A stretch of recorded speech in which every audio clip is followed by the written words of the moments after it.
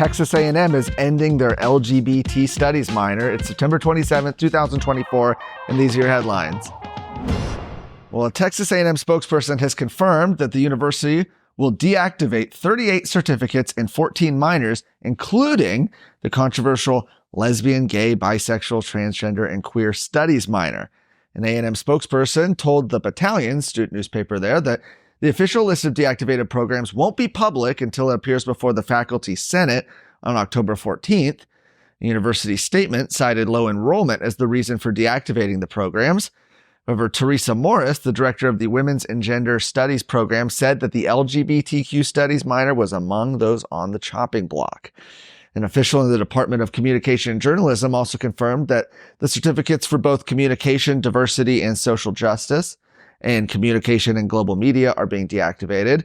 This comes after people like State Representative Brian Harrison have repeatedly called DEI courses and the LGBTQ studies minor an outrageous abuse of tax money and examples of taxpayer-funded indoctrination. Classes required for that minor include the Introduction to Lesbian, Gay, Bisexual, Transgender, and Queer Studies and Queer Theory. Optional classes included Stereotypes, Prejudice, and Minority Experience, Sex and Sexuality and History, Gender and Genre, Feminist Theory, and Lesbian, Gay, Bisexual, Transgender, and Queer Cinema. Students currently enrolled in programs being deactivated will be able to complete them. The deactivation process still requires a full review and approval from the Faculty Senate, as well as the A&M president, Mark Welsh. The courses that were required or optional for the deactivated programs will still be offered.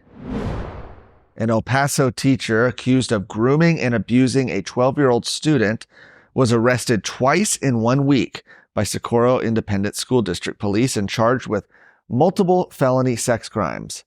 Explicit text messages found on the student's phone allegedly show the teacher telling the girl he wanted to treat her like, quote, a sex slave. Johan Almarez has taught math at Clark Middle School and Socorro ISD since 2021. District Police first arrested Almarez on September 13th. He was charged then with 1 count each of child grooming in an improper relationship between educator and student, and 2 counts each of indecency with a child and sexual performance by a child. He was booked into the El Paso County Jail and released on bond. Almarez was arrested again on September 20th, a week later, and charged with 2 counts of online solicitation of a minor. He was again booked into jail and then released on bond. Socorro ISD said in a brief statement that Almarez is on administrative leave while the investigation is ongoing, saying they're unable to release any information at this time. State records show that Almarez was certified to teach math in May of 2021. His educator certificate remains valid, but indicates he's under review by the Texas Education Agency. What are the important things out there in Texas politics and Texas news that matter to you, and what can you do about it? That's what we want to bring you with the Luke Messia Show on a weekly basis for 20 to 30 minutes. That way you can get the information and go do something for the rest of your week. I look forward to coming to you every Wednesday. The Texas Supreme Court has denied Attorney General Ken Paxton's effort against the State Fair of Texas's new firearms ban. The decision came last night, just 1 day before the fair begins. Last month, fair organizers announced new safety regulations, including a blanket ban on all firearms, even for licensed carriers. Paxton, however, filed a lawsuit against the city of Dallas and the State Fair of Texas, demanding that the policy be reversed, arguing that licensed gun owners have the right to carry firearms in locations that are owned or leased by governmental entities unless explicitly restricted by state law.